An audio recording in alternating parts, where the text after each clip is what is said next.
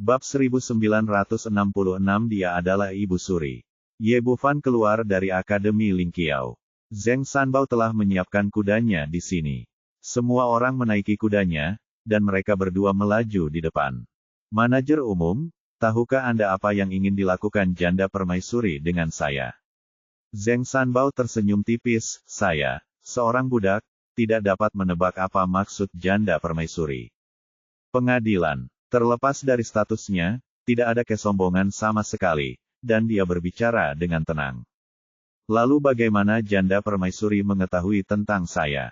Zheng Sanbao berkata sambil tersenyum lagi, Dr. Ye, jangan khawatir, Anda akan segera menemui janda permaisuri, dan dengan sendirinya Anda akan mengetahui segalanya saat itu. Tidak mengatakan apapun dari pertanyaan itu, dan berhenti berbicara, berpikir perlahan di dalam hatinya, entah kenapa, dia selalu merasa bahwa Ibu Suri sepertinya sangat akrab dengannya. Namun setelah berpikir lama, dia menyadari bahwa sejak dia datang ke benua Kunlun, dia belum pernah melihat janda permaisuri, atau bahkan siapapun yang berhubungan dengan istana kekaisaran. Zheng Sanbao hanya menyiapkan rusa kutub kelas atas, dan semua orang segera tiba di depan sebuah istana besar. Kekaisaran Tianfeng dibagi menjadi kota luar dan kota dalam, dan istana kekaisaran secara alami dibangun di dalam kota.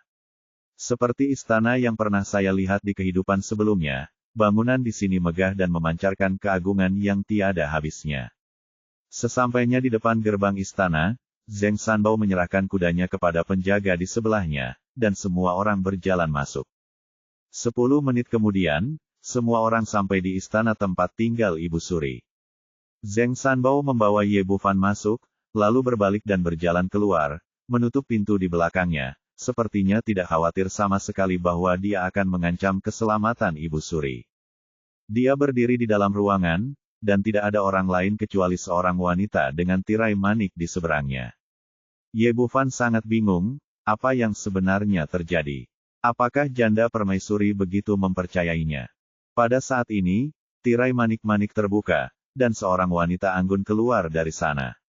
Dia mengenakan mahkota burung phoenix dan bulu-bulu kemerahan. Dr. Ye, kita segera bertemu lagi. Ye Bufan merasa suara itu sangat familiar. Dia mendongak dan melihat bahwa wanita yang berdiri di depannya adalah wanita yang dirawat di kota Tianlang, Hua Ziyue.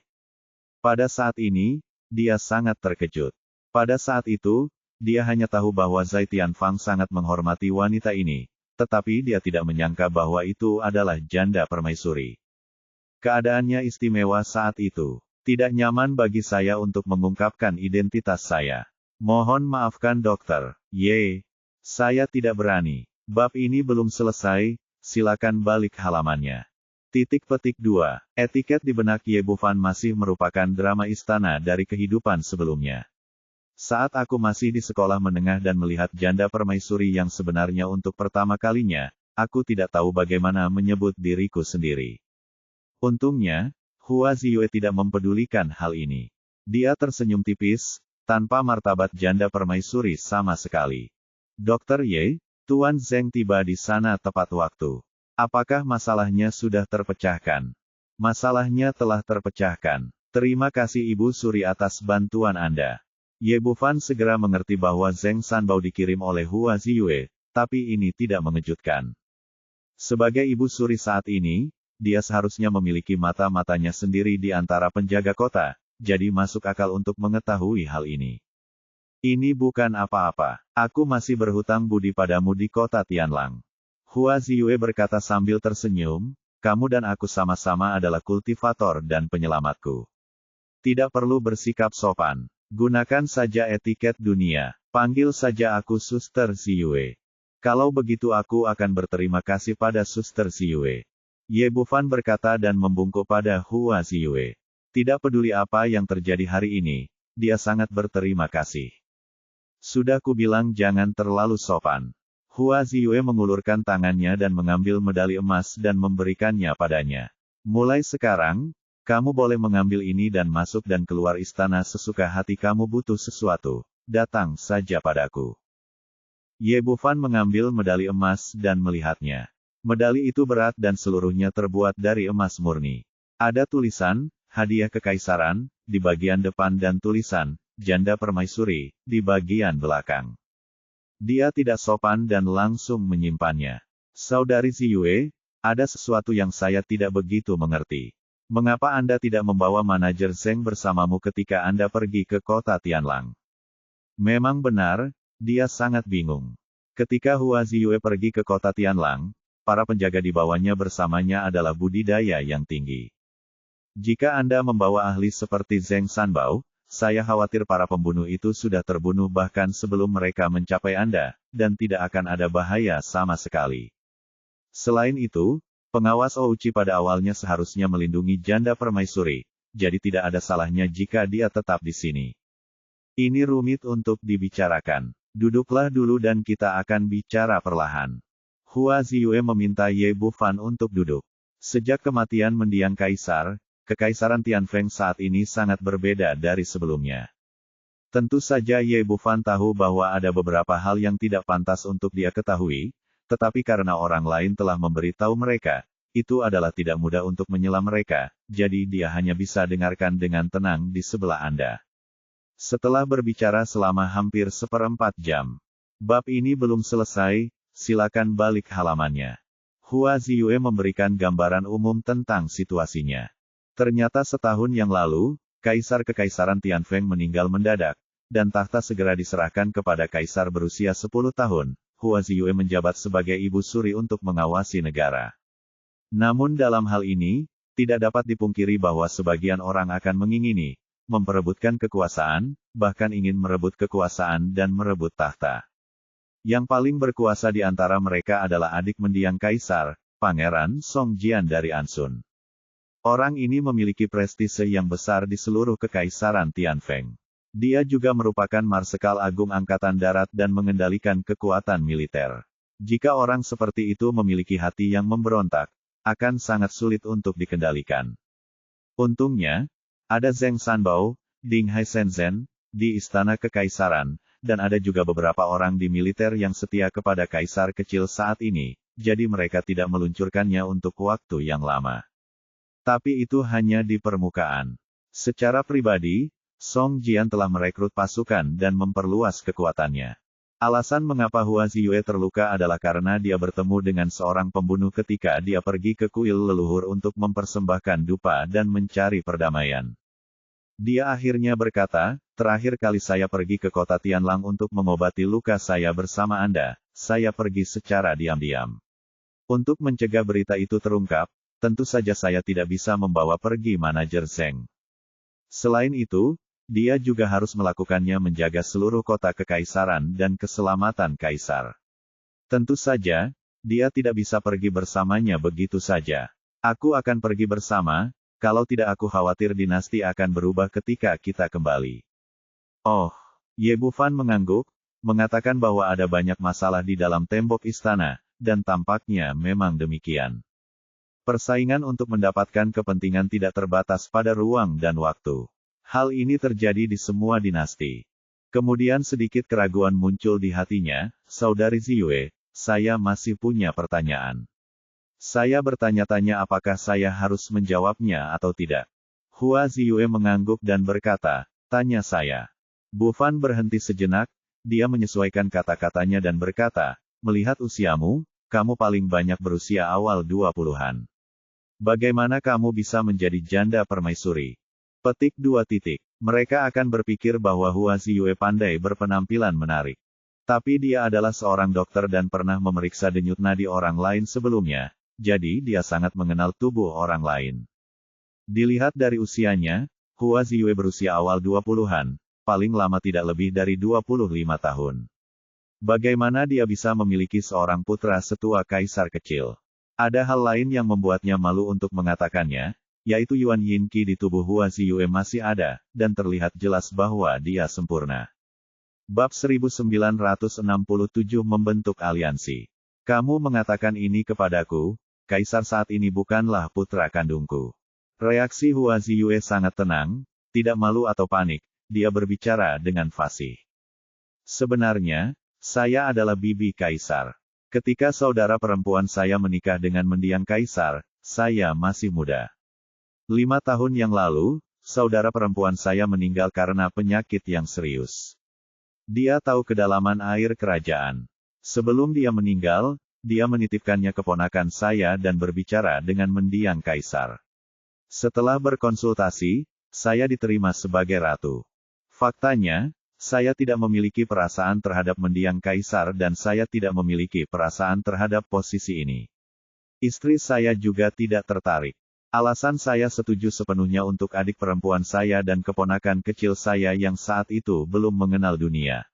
Setelah menjadi ratu, mendiang kaisar saat itu fokus pada kultivasi dan tidak lagi ikut campur dengan pemerintah, dan dia tidak pernah datang ke istanaku. Oh, Ye Bufan mengangguk, dan kemudian dia mengerti apa yang sedang terjadi. Kemudian mendiang kaisar meninggal dan saya mulai mengambil alih seluruh kekaisaran Tianfeng, tetapi ini bukanlah kehidupan yang saya inginkan. Ketika keponakan saya sudah dewasa, saya akan menyerahkan semua kekuasaan kepadanya dan pensiun ke pegunungan atau temukan seseorang yang aku suka. Menikah. Pada titik ini, Hua Ziyue mengerutkan kening, tetapi sekarang tampaknya sangat sulit untuk mencapai keinginan ini. Tindakan Song Jian baru-baru ini menjadi semakin sulit. Semakin sering, semakin besar ambisinya. Mendiang kaisar dalam keadaan sehat, tetapi tiba-tiba dia menjadi gila dan meninggal. Saya curiga ini mungkin ada hubungannya dengan dia, atau mungkin disebabkan oleh dia tidak ada apa-apa. Dia punya urusan sendiri, dan dia harus memanfaatkan setiap momen untuk memulihkan budidayanya dan kembali ke bumi. Tapi pohon ingin tenang tapi angin tak kunjung berhenti. Terkadang ada hal yang tidak bisa dihindari jika kamu mau. Setelah Hua Ziyue selesai berbicara, matanya tertuju padanya lagi, Dr. Ye, sebenarnya saya datang kepada Anda hari ini untuk masalah lain. Saya ingin membentuk aliansi dengan Anda atas nama keluarga kerajaan. Apa? Tertegun sejenak. Bersekutu denganku. Aku hanya orang biasa. Kamu tidak perlu bersekutu denganku, kan? Dr. Ye, Anda sangat rendah hati. Hua Ziyue berkata, pernahkah Anda melihat orang biasa yang dapat memiliki keterampilan medis yang menantang surga? Pernahkah Anda melihat orang biasa yang dapat memenangkan tempat pertama di peringkat surgawi setelahnya? Memasuki Blue Wind Academy. 1. Orang biasa mana yang bisa diburu oleh Fusion Monk? Orang biasa mana yang bisa menekan keluarga Li sampai mati dengan kekuatannya sendiri? Ye Bufan terdiam sesaat, bahkan meskipun dia sudah mati. Dia mencoba yang terbaik untuk tetap low profile, tapi penampilannya masih terlalu mempesona. Hua Ziyue menambahkan, saya selalu menilai orang dengan sangat akurat. Anda bukanlah makhluk di dalam kolam. Anda pasti akan terbang ke langit di masa depan. Baiklah kalau begitu, bagaimana Anda ingin membentuk aliansi? Tanda tanya petik 2. Saya dapat melakukan semua yang saya bisa untuk membantu Anda, termasuk mendapatkan tempat di kompetisi kualifikasi pendatang baru dan membangun kembali Akademi Lingqiao.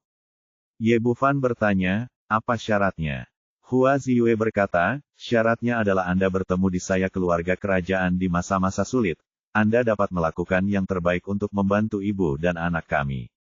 Ini, Ye Bufan ragu-ragu dan berkata, hanya ada beberapa orang di seluruh Akademi Lingqiao kami sekarang. Sepertinya kami tidak dapat membantumu. Hua Ziyue berkata, kamu hanya perlu setuju dan melakukan apa yang kamu inginkan. Yang terbaik adalah ketika waktunya tiba.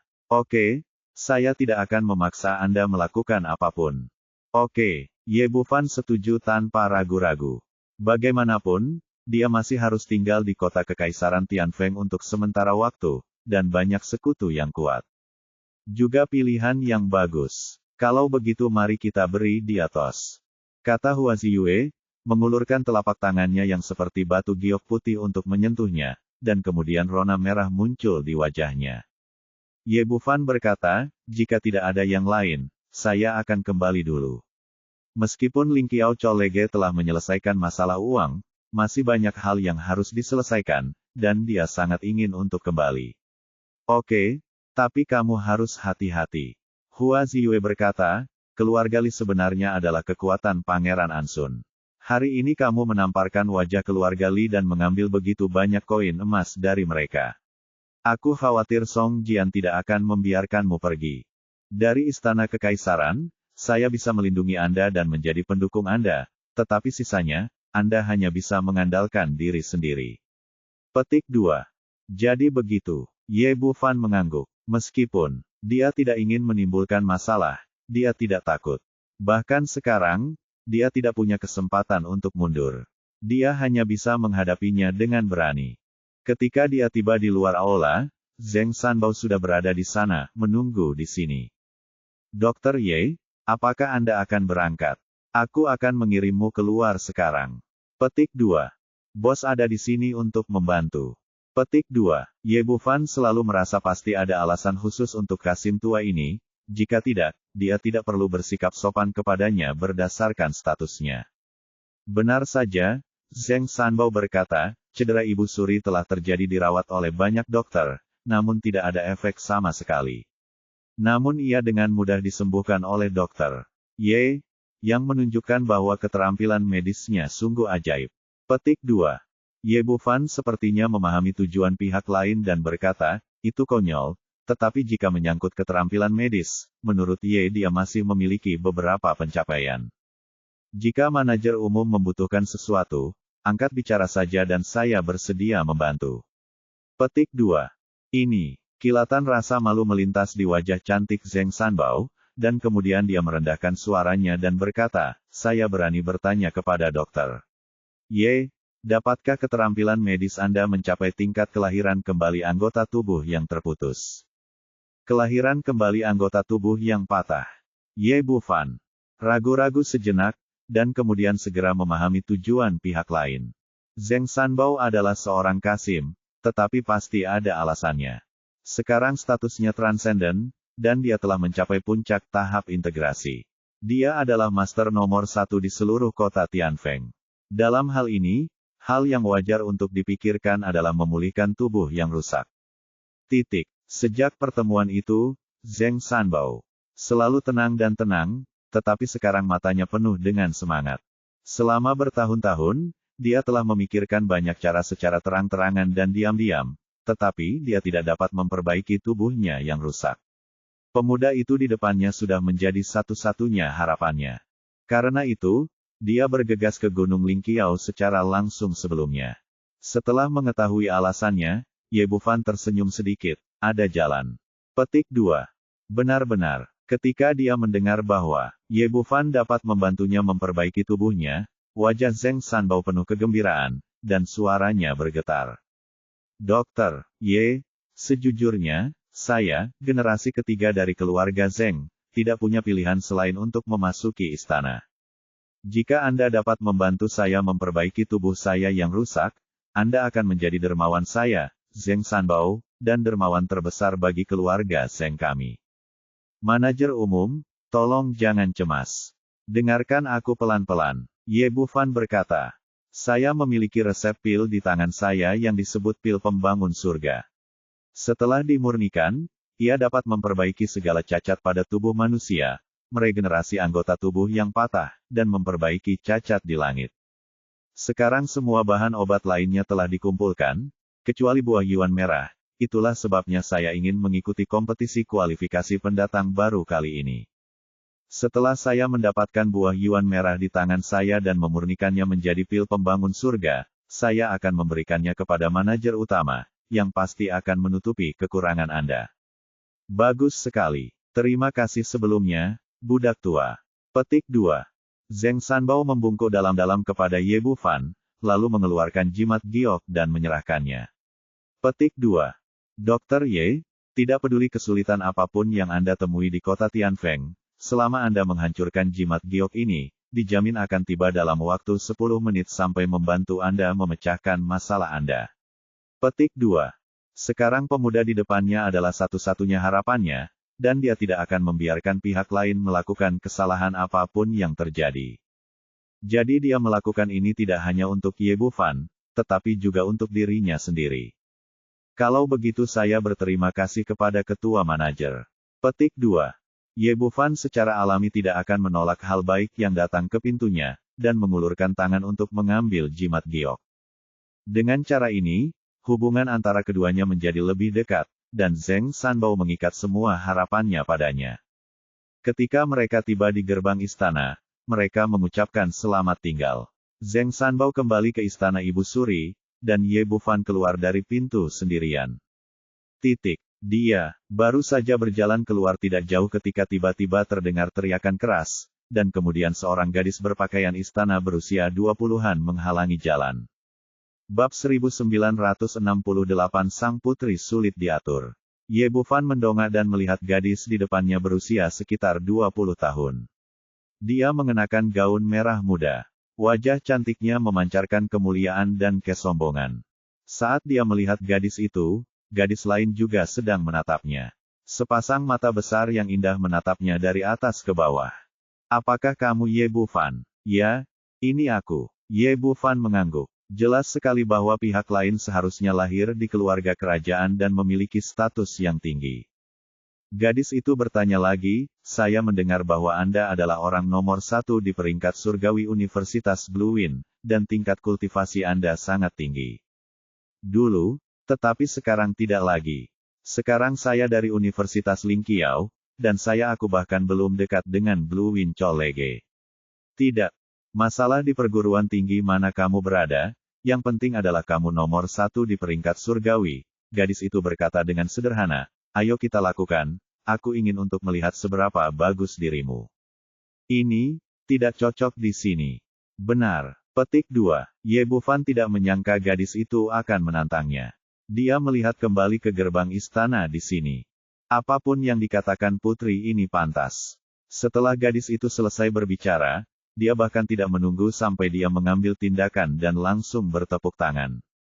Melihat pihak lain begitu sombong, Ye Bufan tidak lagi mentolerirnya dan langsung mengangkat tangannya untuk menyambutnya. Namun yang tidak pernah dia duga adalah saat dia hendak menerima tantangan tersebut, dia tiba-tiba merasakan sakit yang menyengat di lautan kesadaran, diikuti dengan gelombang rasa pusing. Tidak, ini adalah teknik serangan spiritual. Ye Bufan tiba-tiba merasakan badai di hatinya. Meskipun metode serangan lawan tidak sekuat pedang kesadaran ilahi di puncaknya, itu jelas merupakan teknik serangan kesadaran ilahi. Jika dia pernah terluka sebelumnya, dia pasti mampu menghalau serangan lawan dengan kekuatan mentalnya yang kuat. Tapi itu tidak berhasil sekarang. Kekuatan mentalnya hanya pada tahap awal dari Nas Chen Sol, yang benar-benar tertinggal jauh. Sebelum dia sempat bereaksi, telapak tangan gadis itu sudah menamparkan dadanya. Dengan keras, dia terbang mundur lebih dari 10 meter dan menabrak pohon besar di pinggir jalan. Untungnya, meskipun gadis ini sombong, dia tidak membunuhnya. Pukulannya tidak berat dan tidak melukai tubuh kuatnya sama sekali. Meski begitu, saat dia bangkit dari tanah, dia tampak kelabu dan sengsara. Hanya itu yang kamu punya. Kamu masih nomor 1.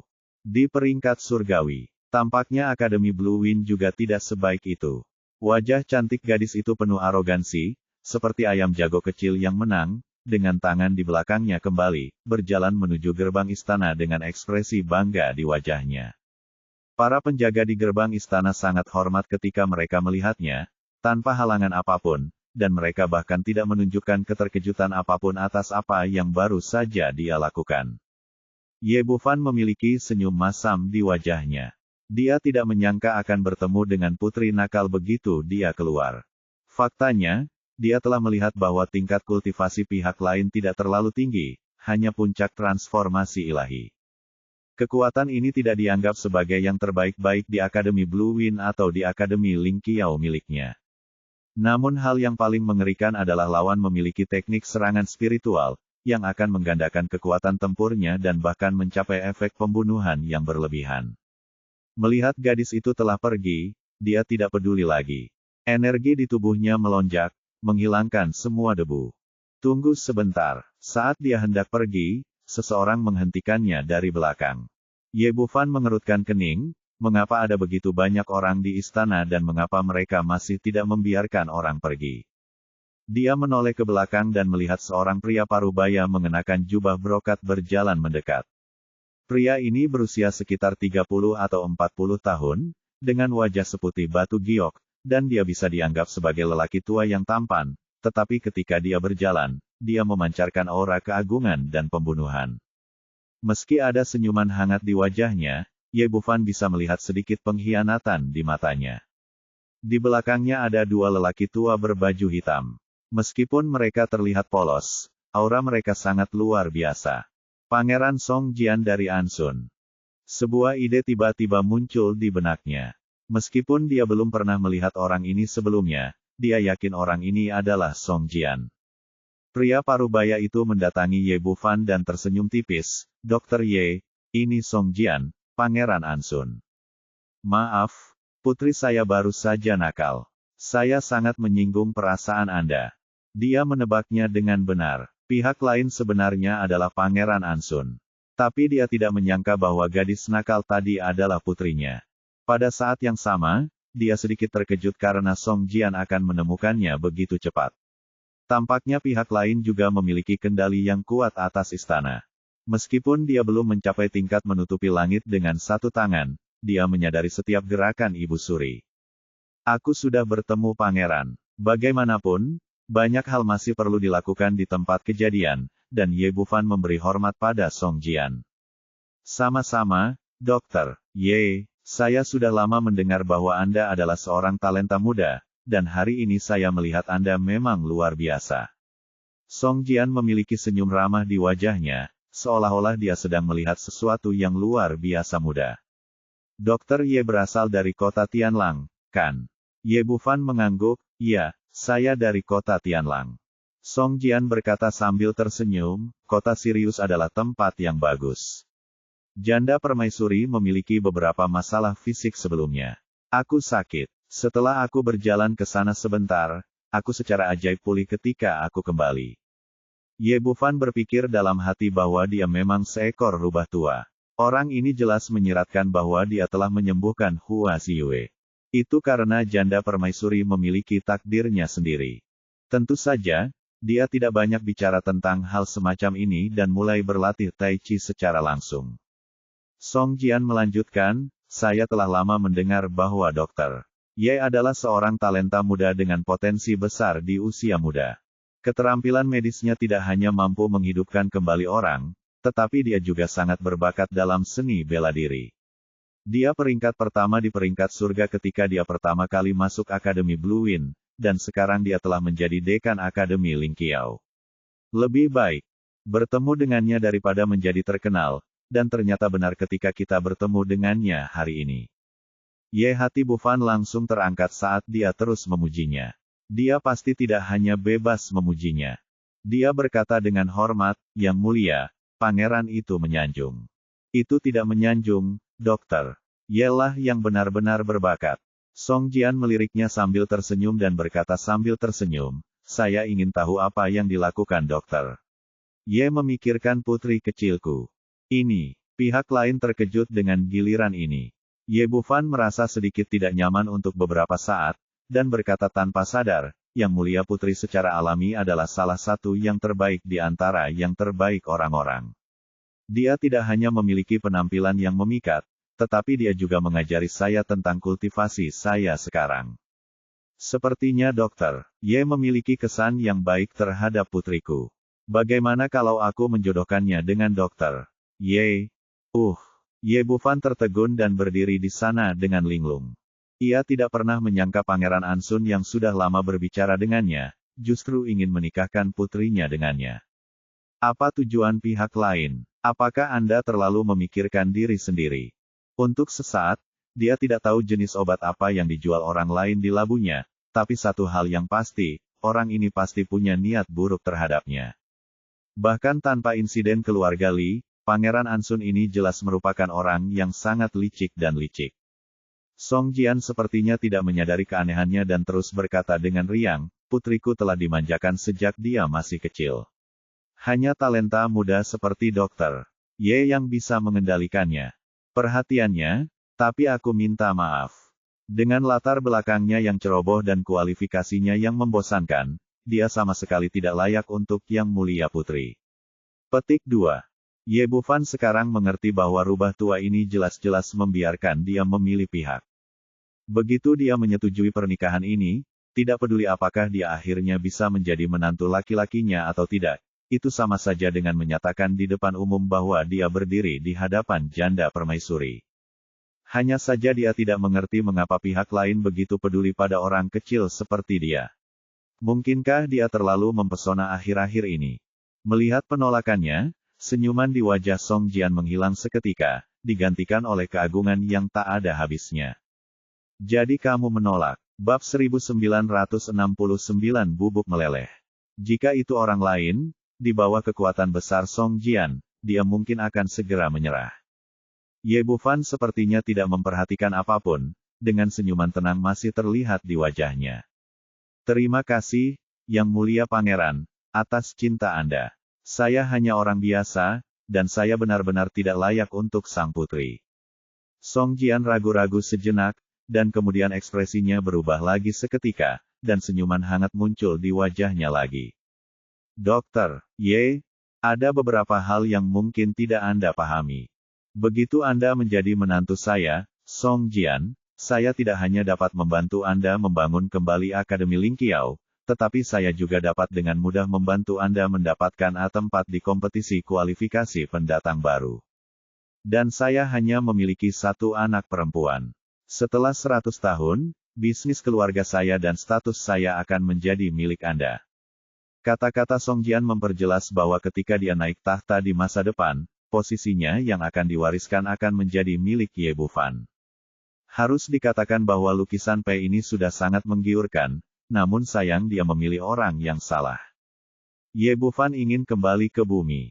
Belum lagi tahta kekaisaran Tianfeng, bahkan jika seluruh benua Kunlun diberikan kepadanya, dia tidak akan tergoda sama sekali. Yang Mulia, saya benar-benar tidak layak untuk Yang Mulia Putri. Melihat dia ditolak lagi, mata Song Jian langsung menjadi tajam. Anak muda, saya akan memberi Anda waktu beberapa hari lagi untuk memikirkannya. Saya harap Anda tidak akan menyesali keputusan hari ini di masa depan. Peluang tidak selalu datang. Setelah itu, dia mengabaikan Ye Bufan dan berjalan pergi. Melihat sosok Song Jian yang pergi, Ye Bufan menggelengkan kepalanya sedikit. Dia secara alami tahu apa arti penolakan. Saya khawatir dia akan berdiri di sisi berlawanan dari Pangeran Ansun di masa depan, dan masalahnya akan semakin meningkat. Tapi tidak mungkin, posisinya tidak akan berubah karena siapapun, apalagi Song Jian, bahkan Raja Surga. Setelah meninggalkan kota kekaisaran, dia kembali ke Akademi Lingqiao. Ketika dia masuk, kecuali Li Qingsu, semua orang sudah menunggu di sini. Tampaknya kebencian gadis kecil itu terhadapnya belum hilang. Lidah orang masih sama, masih bersandar pada batu besar dan minum. Saudaraku, kamu baik-baik saja. Apa yang diinginkan Ibu Suri darimu? Melihat dia memasuki pintu, Hu Yaoyao segera menghampirinya dan memegang lengannya dengan penuh kasih sayang. Bukan apa-apa, Ibu Suri hanya memintaku untuk memeriksa denyut nadinya dan memeriksa penyakitnya. Ye Bufan tidak banyak bicara, ada beberapa hal yang tidak berguna untuk dibicarakan. Setelah mendengar percakapan keduanya, bab ini belum selesai, silakan balik halamannya. Lidah orang, yang sedang minum di sebelahnya, membeku sejenak, lalu menoleh dengan pandangan yang dalam. Anak kecil, apakah kamu masih mengetahui keterampilan medis? Dia hanya tahu bahwa Ye Bufan pandai memasak dan memiliki banyak anggur yang enak, tetapi dia tidak menyangka bahwa Ye Bufan juga seorang dokter dengan keterampilan medis yang sangat baik. Karena itu, dia merasa aneh saat Zheng Sanbao menelepon dokter. Tentu saja, keterampilan medis adik laki-laki saya sangat bagus. Hu Yaoyao berkata lebih dulu, ketika saya diracuni oleh keras setan bertanduk beracun, adik laki-laki sayalah yang membantu saya menyingkirkannya. Lalu kamu lihat, mari kita lihat apakah racunku bisa disembuhkan. Lidah orang segera melompat turun dari batu besar dan mendatangi Ye Bufan dengan penuh semangat. Senior, apakah dia telah diracuni? Ye Bufan sedikit terkejut. Tingkat kultivasi orang tua itu jauh lebih tinggi darinya, sehingga kesadarannya tidak dapat memasuki tubuhnya sama sekali dan dia tidak dapat melihat kondisi pihak lain. Saat dia berbicara, dia meletakkan tangannya pada denyut nadi orang lain, dan kemudian sedikit mengernyit. Lidah orang bertanya dengan penuh semangat, bagaimana? Bisakah disembuhkan? Ye Bufan menarik kembali tangan yang merasakan denyut nadinya, racunmu agak aneh, tapi bisa disembuhkan, tapi hanya sedikit merepotkan. Benarkah? Bisakah Anda benar-benar mendetoksifikasi saya? Lidah Oran begitu bersemangat hingga tangannya yang memegang botol anggur bergetar hebat, dan anggur di dalamnya terus tumpah. Ada apa? Ini bukan masalah yang sulit.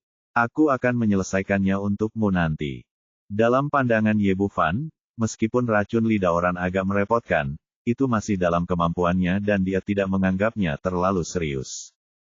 Dia memandang Lu Sueman dan yang lainnya, uang untuk membangun kembali Akademi Lingqiao hampir disiapkan. Siapa yang akan bertanggung jawab selanjutnya? Ini adalah pertanyaan yang telah dia pikirkan selama ini. Membangun kembali hal ini adalah masalah yang sangat rumit. Pertama, akan mempengaruhi budidaya, dan kedua, tidak sembarang orang bisa memimpinnya. Jika yang memimpin adalah orang awam, efisiensinya akan rendah dan kecepatannya akan rendah, serta banyak uang yang terbuang percuma.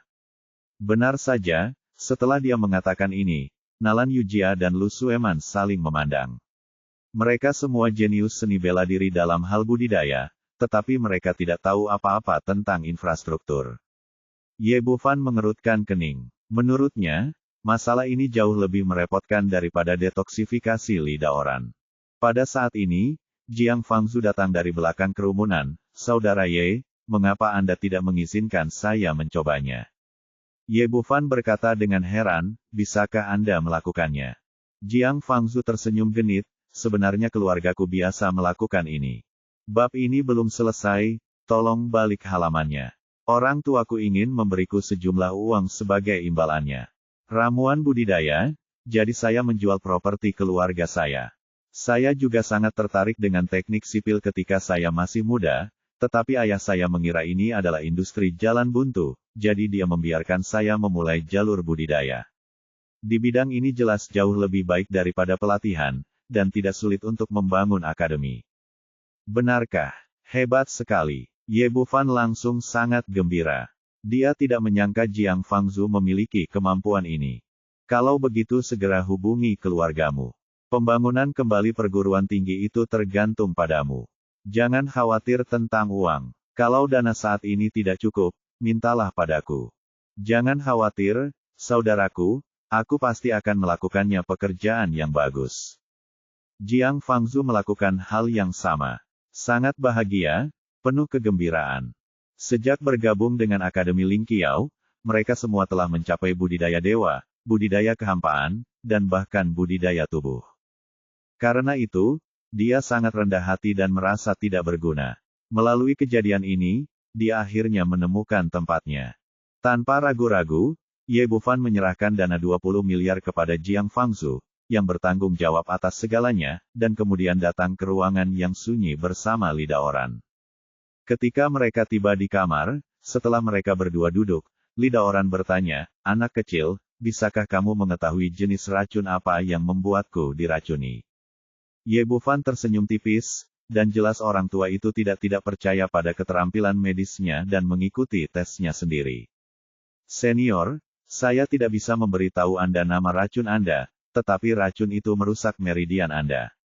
Sekarang meridian Anda sangat rapuh, dan Anda tidak berani menggunakannya meskipun Anda telah berkultivasi. Setelah Anda menggunakan kekuatan sejati Anda akan melakukannya. Meridian akan hancur dan tubuhnya akan meledak. Tapi sepertinya kamu sedang mencarinya sekarang. Saya telah menemukan beberapa metode pengendalian, tetapi saya hampir tidak dapat mengendalikannya, dan kultivasi saya bahkan tidak 1/10 dari sebelumnya. Setelah mengatakan ini, lidah Oran menjadi bersemangat lagi.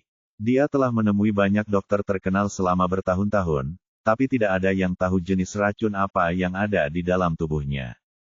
Dia bahkan tidak tahu apa yang sedang terjadi, tapi Ye Bufan bisa melihatnya dengan jelas. Saya diracuni oleh racun yang sangat ganas yang disebut bubuk rongmai, yang dapat melelehkan meridian manusia.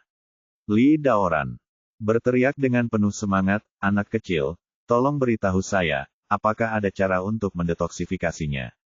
Sebagai seorang kultivator yang kuat, pasti lebih menyakitkan daripada kematian baginya memiliki basis kultivasi bertahun-tahun tetapi tidak berani menggunakannya. Bab 1970 Setoran. Detoksifikasi relatif sederhana bagi saya. Saya bisa mengeluarkan semua racun di tubuh Anda melalui 9 jarum yang menghidupkan kembali jiwa. Tapi ini hanya setengah dari penyembuhan, karena meridian Anda sudah lama terkorosi oleh racun, sudah rapuh, masih tidak mampu menahan dampak energi sebenarnya. Untuk sembuh total, saya perlu memurnikan sepanci meridian bergizi untuk menghangatkan dan memberi nutrisi pada meridian yang rusak. Petik 2. Ye Bufan berkata, untungnya, racunmu tampaknya telah ditekan dengan cara tertentu. Jika tidak, jika semua meridian meleleh sekarang, dia akan menjadi cacat total. Lidah orang gugup ketika mendengar bahwa racunnya mungkin saja ada, didetoksifikasi dan luka-lukanya bisa disembuhkan. Suasana hati saya segera menjadi sangat rileks. Setelah saya diracuni, saya kesakitan. Meridian saya mencair setiap hari, dan tingkat kultivasi saya menurun. Kemudian, saya minum alkohol untuk menenggelamkan kesedihan saya. Saya terkejut menemukan bahwa alkohol yang kuat dapat menghambat racun ini. Meskipun demikian tidak dapat mendetoksifikasi sepenuhnya, ini dapat menunda efek racun. Erosi meridian. Karena itu, saya telah minum anggur selama bertahun-tahun untuk menekan toksisitas bubuk Rongmai. Menghadapinya hari itu, aku benar-benar tidak bisa menyelamatkanmu, Pak Tua. Meridiannya saat ini belum sepenuhnya hancur, tetapi tingkat kultivasinya tidak dapat digunakan bahkan sepersepuluhnya. Tidak apa-apa menghadapi Dirong yang berada di alam pemurnian kekosongan, tetapi sangat tidak mungkin untuk benar-benar menghadapi orang kuat di tahap tengah penggabungan. Saya tidak menyangka bahwa meminum alkohol dapat memberikan efek seperti itu. Tampaknya senior diberkati dengan keberuntungan. Ye Bufan berkata sambil mengeluarkan jarum emas, sekarang saya akan membantu senior melakukan detoksifikasi. Tidak mungkin untuk mengobati racun ini.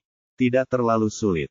Sekitar setengah jam kemudian, seteguk darah hitam muncrat dari mulut lidah orang, dan kepulan asap hitam menyala segera setelah menyentuh tanah, menunjukkan betapa kuatnya racun itu. Baiklah senior, mari kita istirahat sebentar. Saya akan mencoba mengumpulkan bahan obat untuk menghaluskan meridian untuk Anda. Kata Ye Bufan dan mengeluarkan pil hitam, ini adalah pil penguat otot dan penguat tulang, yang menyehatkan meridian. Meskipun tidak sebagus pil nadi bergizi, masih ada efeknya. Senior, ambillah dulu untuk pulih. Anak kecil, kebaikanmu yang luar biasa, orang tua itu memperhatikannya. Lidah orang mengambil pil itu dan melemparkannya ke dalam mulutnya tanpa terlalu sopan, di dalam, dan kemudian mulai berlatih-latihan bersila, perlahan-lahan menghangatkan dan memberi nutrisi pada meridian yang rusak melalui energi sejati. Ye Bufan keluar dari ruangan. Saat ini, semua orang telah kembali ke kediaman mereka untuk berlatih. Sebagai seorang kultivator, semua orang tahu bahwa prioritas utama adalah meningkatkan budidaya mereka dan memastikan bahwa mereka bisa mendapatkan peringkat yang lebih baik dalam kompetisi kualifikasi pendatang baru. Bahkan Nalan Yujia yang tidak mengikuti kompetisi telah kembali berlatih. Dia hanya memiliki satu tujuan, yaitu membuat dirinya lebih kuat dan melindungi suaminya. Ye Bufan tidak mengganggu mereka. Tingkat budidaya Lu Sueman, Hu Yao Yao, Chu Lingqi dan Jiang Fangzu baru saja ditingkatkan melalui ramuan. Diperlukan beberapa hari lagi untuk meningkatkan lebih lanjut melalui ramuan, jika tidak, tergesa-gesa akan sia-sia, dan terburu-buru untuk mencapai kesuksesan dapat menyebabkan fondasi menjadi tidak stabil. Adapun Nalan Yujia, saat ini dia tidak memiliki ramuan apapun yang dapat meningkatkan tingkat kultivasi orang kuat dalam tahap integrasi. Ada juga pil pemelihara nadi yang dibutuhkan lidah orang. Meskipun ada banyak bahan obat di Istana Raja Naga miliknya, tidak semua obat tersedia, masih ada beberapa yang hilang. Memikirkan hal ini, dia berbalik dan berjalan menuruni gunung, bersiap mengumpulkan bahan-bahan untuk memurnikan ramuan itu. Ramuan yang dapat membantu biksu dalam tahap integrasi meningkatkan budidaya mereka disebut kunceng dan termasuk dalam jajaran ramuan tingkat tinggi. Entah itu kunceng dan atau yang maidan, bahan obat yang dibutuhkan sangat berharga dan tidak bisa dibeli di apotek biasa, jadi dia langsung pergi ke paviliun Jubao. Mengambil kartu VIP kelas atas yang diberikan kepadanya oleh Luo Yudi, dia melakukan perjalanan tanpa hambatan ke sini dan langsung menuju ke aula penjualan. Dibandingkan dengan paviliun Jubao di kota Tianlang, skala di sini jauh lebih besar. Segala jenis harta karun ditempatkan di konter penjualan, termasuk semua jenis senjata, bahan obat, termasuk bahan untuk pemurnian senjata. Sebagai perbandingan, ada lebih banyak tamu di sini, dan arus orang datang dan pergi terus-menerus. Barang-barang yang dijual di lantai pertama memiliki kualitas yang relatif rendah. Ye Bufan tidak terburu-buru, jadi dia berjalan berkeliling di sini dan kemudian sedikit mengernyit. Dia pernah ke paviliun Jubao di kota Tianlang. Saat itu, paviliun itu berada di bawah asuhan Luo Yudi. Meskipun skalanya tidak sebaik di sini, setiap barang bernilai uang dan layak disebut paviliun Jubao. Tetapi hal-hal yang baru saja dilihatnya sedikit berbeda. Meskipun sebagian besar adalah hal-hal baik, beberapa hal yang lebih rendah, bahkan palsu, telah muncul di dalamnya. Sama sekali tidak bisa menandingi harganya yang mahal, apalagi disebut sebagai harta karun. Melihat ini, dia hanya bisa menggelengkan kepalanya sedikit. Tampaknya menjadi master paviliun juga bergantung pada kemampuannya, paviliun pengumpulan harta karun jauh lebih rendah dari sebelumnya. Tapi ini tidak ada hubungannya dengan dia, dan dia tidak peduli. Dia berjalan terus dan akhirnya mencapai lantai 5. Ini adalah paviliun pengumpulan harta karun tingkat tertinggi, dan barang-barang di dalamnya semuanya memiliki kualitas terbaik. Sebagai perbandingan, harganya juga lebih tinggi, bernilai puluhan juta koin emas. Karena itu, tidak banyak tamu yang datang ke lantai ini. Tamu yang terhormat, apa yang Anda butuhkan? Seorang pelayan menyambutnya dengan sopan. Saya ingin anggur King Wu, beri biru. Ye Bufan menyebutkan beberapa bahan obat yang dia butuhkan. Setelah pelayan mendengar apa yang dia katakan, ekspresinya sedikit berubah. Tamu yang terhormat, bahan obat yang Anda butuhkan terlalu berharga. Saya tidak bisa mengambil keputusan. Mohon tunggu sebentar. Bab ini belum selesai, silakan balikkan halaman. Ye Bufan berkata kepada reaksinya tidak mengejutkan. Dengan ramuan langka seperti itu, pelayan biasa pasti tidak akan bisa membuat keputusan, dan harus mengambil alih. Segera, pelayan itu datang bersama seorang pria parubaya berusia 40-an atau 50-an. Itu adalah Zhang Laifu, kepala pelayan baru paviliun Jubao. Pria ini bertubuh pendek dan tembem, wajah gemuk penuh minyak, dan mata kecil, namun ia memberikan kesan pengkhianatan kepada orang-orang. Setelah melihat Ye Bufan, kilatan keheranan melintas di matanya, tapi dia segera kembali normal. Tamu yang terhormat, saya Zhang Laifu, kepala pelayan paviliun Jubao. Jika Anda butuh sesuatu, beritahu saya saja. Meskipun keterkejutan pihak lain hanya sesaat, Ye Bufan masih dapat melihat dengan jelas bahwa dia pasti mengenal pihak lain pesta sendiri. Tapi dia tidak peduli tentang ini. Tidak peduli apakah pihak lain mengenalnya atau tidak. Jadi dia mengulangi bahan obat yang dia sebutkan sebelumnya dan bertanya, Manajer Zhang, apakah Anda memiliki bahan obat yang saya butuhkan? Zhang Laifu berkata, maaf, ini adalah bahan obat langka yang Anda sebutkan.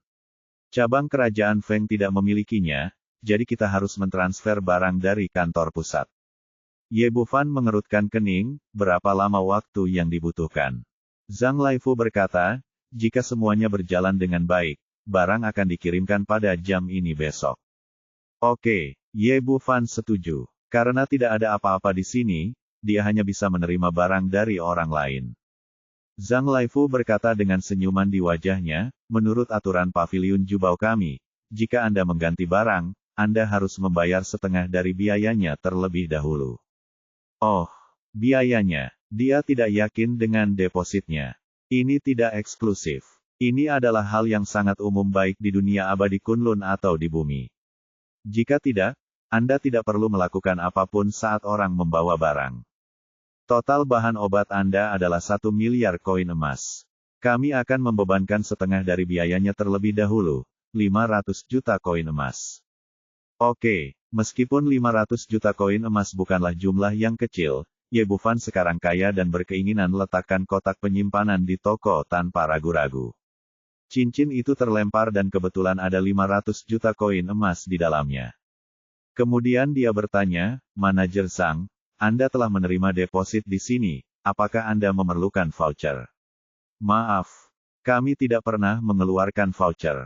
3 kata, Paviliun Jubao, adalah tanda emas kredibilitas.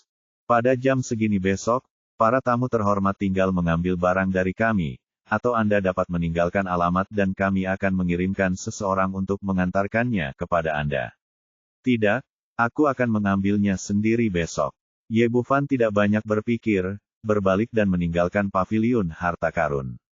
Begitu dia pergi, senyuman di wajah Zhang Laifu menghilang seketika, lalu dia buru-buru berjalan ke aula belakang. Bersambung.